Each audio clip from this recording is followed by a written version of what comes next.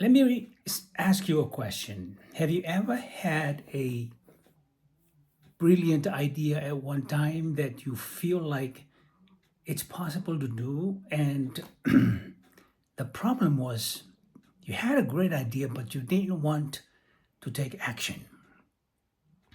So I then later on down the road, as life continues, you found out that somebody started a very similar idea like yours. and and then you found out that there were more people taking action on the same idea that you had, but you had it way before you heard about people doing it, and you feel a little crazy, clumsy. And I have had the privilege of having some ideas that happen, and most of the time ideas happen when you're interfacing with other people who may be better than you. But by interfacing with them, they stir something in you that says, if he can do that, I can do that too. It happened to me in Honolulu, Hawaii, when I had a chance. I was invited by a friend who was a family member to one of the young people that was working with me. And they invited me to a luau in Honolulu, Hawaii.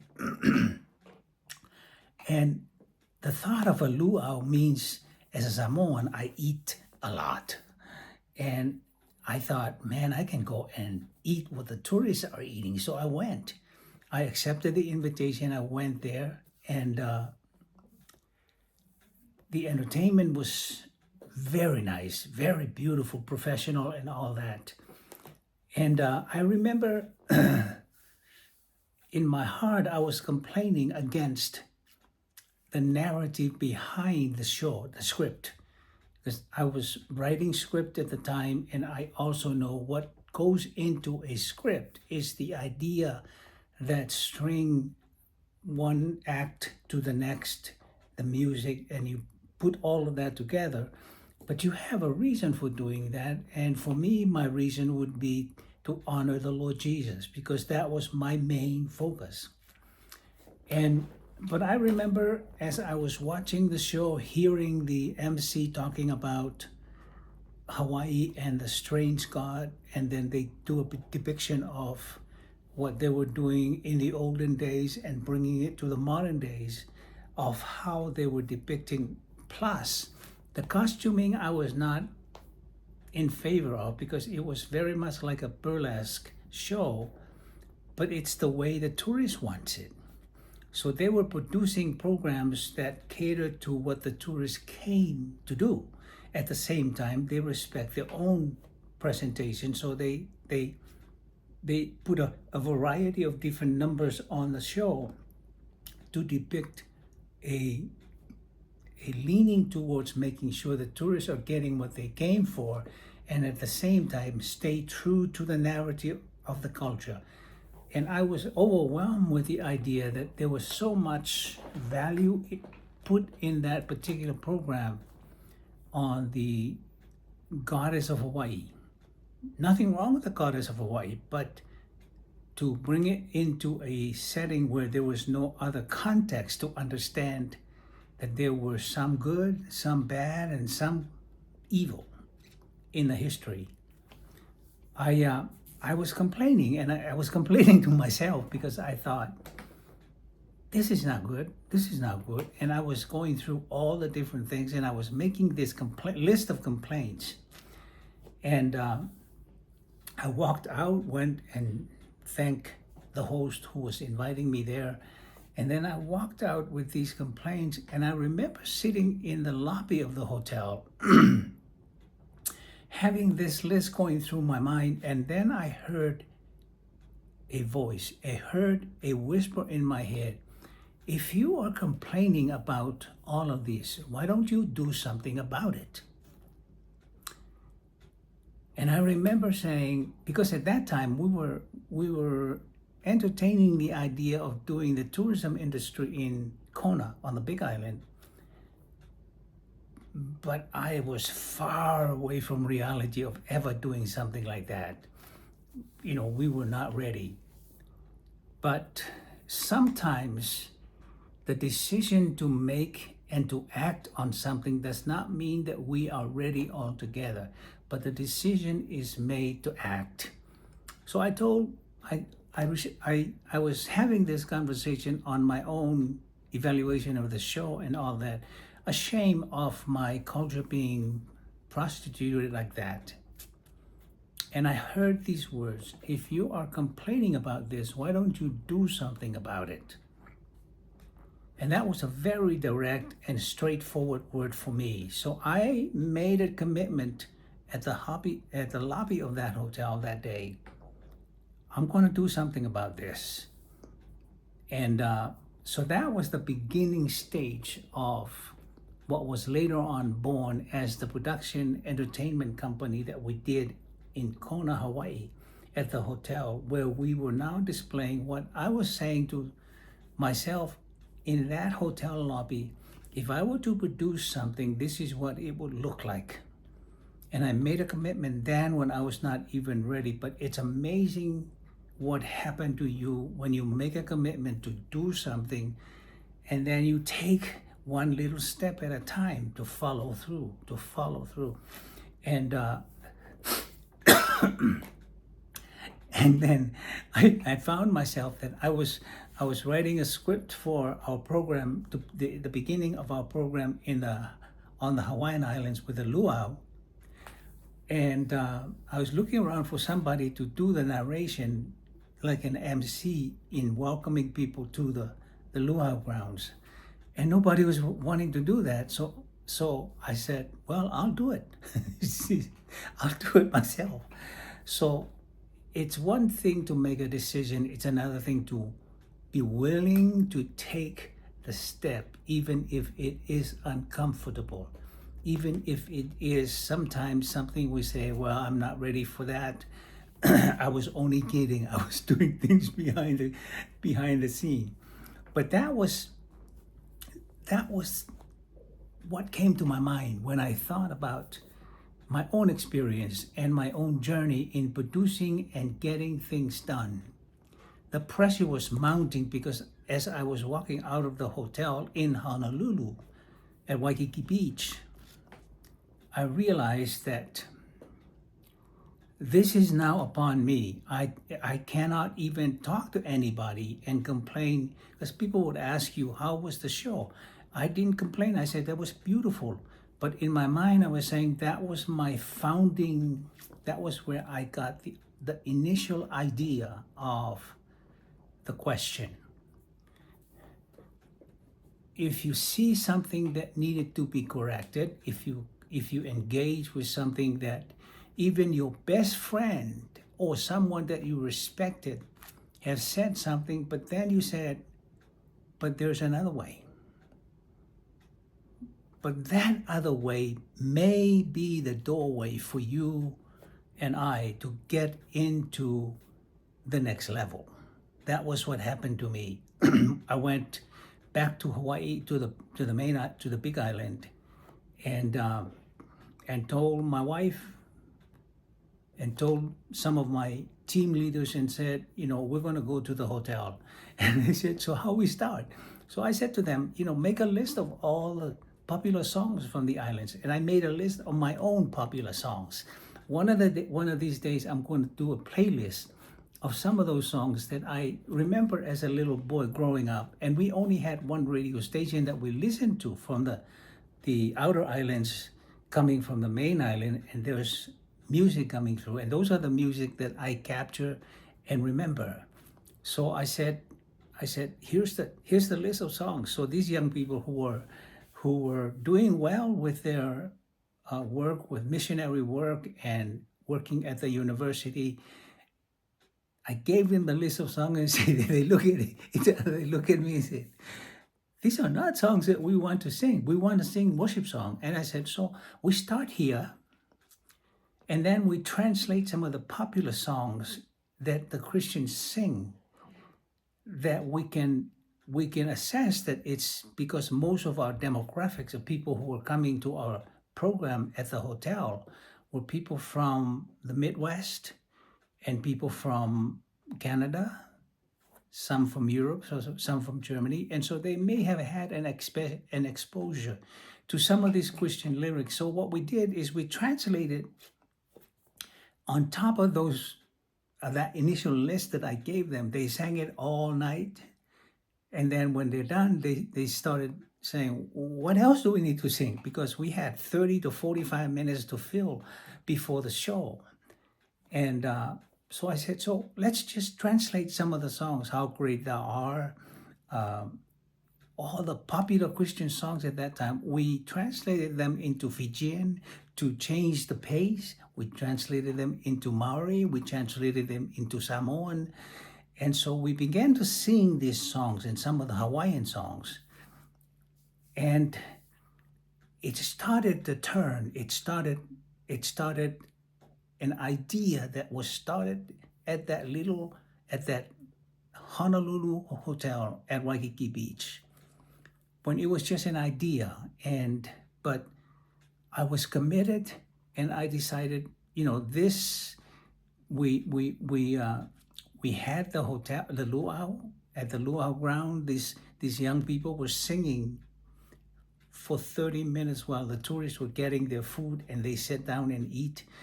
And then the funny thing happened. A couple of months later, when we were having a bigger repertoire of songs, so most of the songs that the young people are comfortable and happy to sing are the Christian songs translated into different languages. So they sang it, and with a little beat to boost it up. At the end of the show, most of the tourists would line up, and they would come to us and say, "Hey, that song that you sang, was that this song?" And so it became a positive impact to our young people, because they realized there was a platform and a place where they can perform and sing songs that are dear to them and songs that are related to their background and culture. And the tourists were appreciating it. The production itself was another thing, because that was where we set up.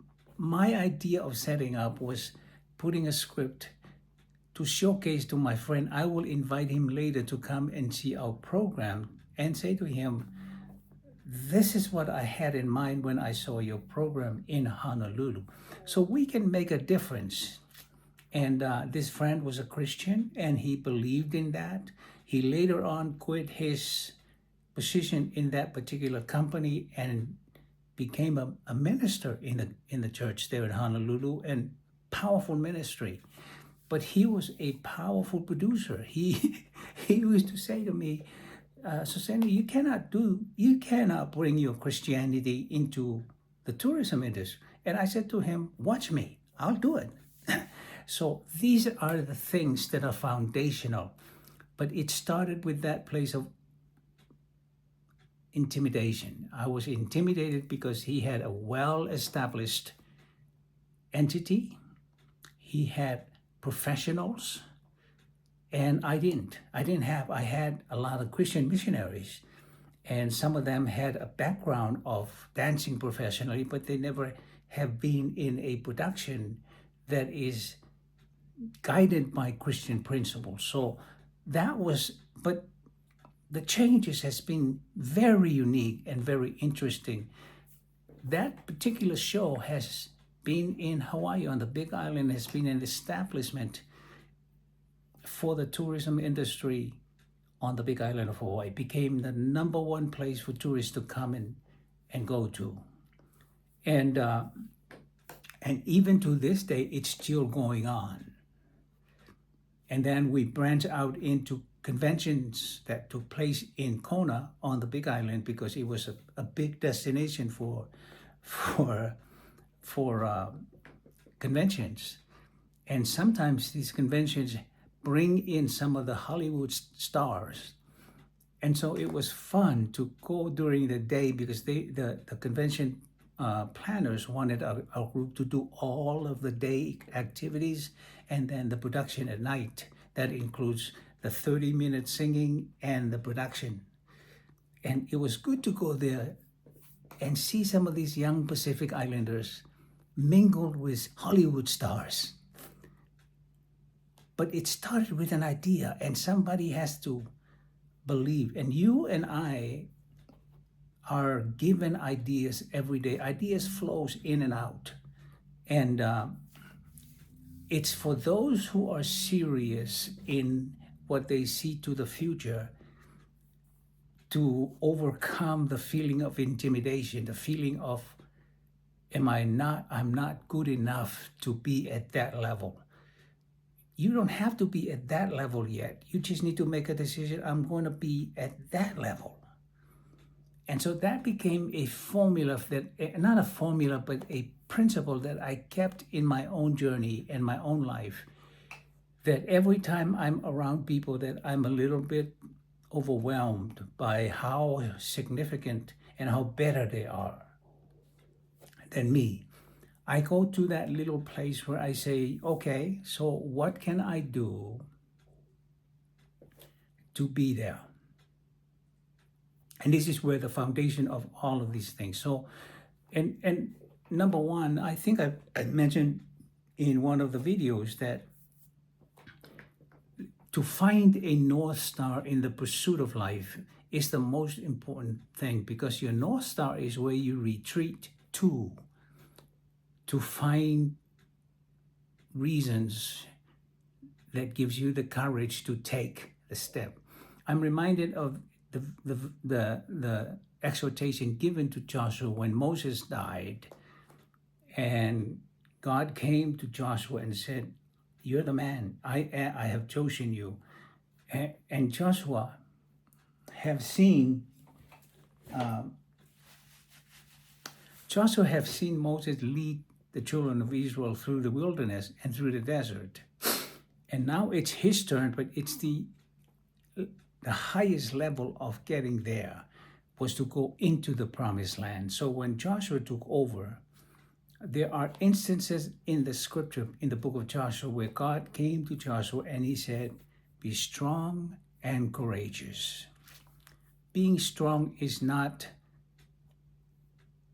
demonstrating anything. It's the resolve. It's the resolve that even David had in his own heart when he came back from being with the Philistines and came back to his place called Ziklag. And his house was burned, his wife, 2 wives and children were gone. And the worst part is the whole village was burned. And so the leaders who followed David decided, let's stone this guy to death so we don't have to go through this up and down all the time. And in there, David knew his North Star, and his North Star is to retreat to a place where him and God can duke it out. And the Bible calls it, David encouraged himself in the Lord. How do you encourage yourself in God? Well, you remind God of what he did before. In your journey before, there are little victories that God has helped you through to get you to where you are now. And that was what David was doing. He reminded God, when I was a little kid and that prophet came and looked at my brothers to appoint as a king, and he said, the king is not here. And he asked Jesse and said, "Is this it? Do you have any more sons?" And Jesse said, "Well, I have one, but he's out in the woods looking after the sheep." Never considered him equal to his brothers by his father. And then Samuel said to David, "Well, we will not rest until we have him come." And then it's a very interesting impression of when David entered that little circle of older brothers who were even in the army. And these are the brothers that the father looked to. If there was anything special, it's going to come from them. But the young kid out in the woods looking after the sheep, nah, that's not good enough. That's how we feel sometimes. And I'm sure David was reminding himself, "Lord, I was a shepherd and you appointed me." There's so many stories in there. It's just the small little things. And to have a North Star, that's why it's so critical and important that whatever you do in life, find your North Star. And your North Star, I encourage you to do, is to get back to a relationship with God. God does not require you to be perfect. He just requires your heart open. Your heart open to Him and saying, Lord, I am at the end of my rope and I need you. And that's exactly what we need. That's what David did. He encouraged himself by not looking to him, but looking to his relationship with God, who was always there all along for him. And that's the same with you. You have had your own journey. You have had stories of victories. You have had your stories of bloopers and big setbacks. And those setbacks put us in a place where we are in either despair or we are in a place where we say, I'm at the end of my rope, I needed some help. And that's when we can ask God to come into our hearts and come into our lives and guide us. That's what happened to me. And the things that took place from the moment at the hotel in Waikiki to where we are today, because it's after 38 years of being on the hotel industry with the tourism industry in Hawaii, and that program is still on, still going on today, 38 years later. So don't look to be perfect when that solution and that decision is established, but you established it. David encouraged himself. We, of all the people, we don't need somebody else to be encouraged or somebody else to encourage us. We need to know what it's like to be encouraged in those quiet moments where our hearts are open and we invite God to come and help us. That's the critical part, but it's also the place where I have known to myself. In Hawaii, I have a place that I go to when things are difficult. I drive there. From Kona, I drive up to Kohala and go up to Waimea, and then on the way to the mountains, I go and stop there and I look down and see the whole horizon, the Kona coast, the Kohala coast, and you look past and as far as the eye can see. And that's where I go and I said, God, you see things bigger than I do. I see things as if I'm down there in the valley or down there on the coast, but you see things from a higher elevation. And I remember the time when I was at Haleakala, Mount Haleakala in Maui, when later, many years later, when I was having trouble with my company, not able to pay the hotel. And I was up there looking down and I heard the same voice that says, this is how I see things for you. I'm looking down from over the clouds. Naturally, that's what I saw. But spiritually, that's what was transacting a new level of confidence, a new level of comfort. And I hope for you, and I pray that God will bring you to that place where you recognize your true North Star and go back there time and time again and establish some strong, self-confident beliefs that He's able to do it through you, not through someone else. Well, someone else may be used later, but in that place of making a decision, it's about you and what you resolve to do. And then the attraction begins. You rise up, and God has orchestrated for the right people to come your way. And from then on, things begin to crack. Things begin to crack for us. We found a guy in Honolulu who was working with another big production show in Honolulu. And we talked to him. He was a born-again believer and looking to do more than just what he was doing already. So we invited him to come to Kona and teach our people how to do the Tahitian drum, how to do the costuming and all of that. They all came together, and more people wanted to join our group from Honolulu with different production companies.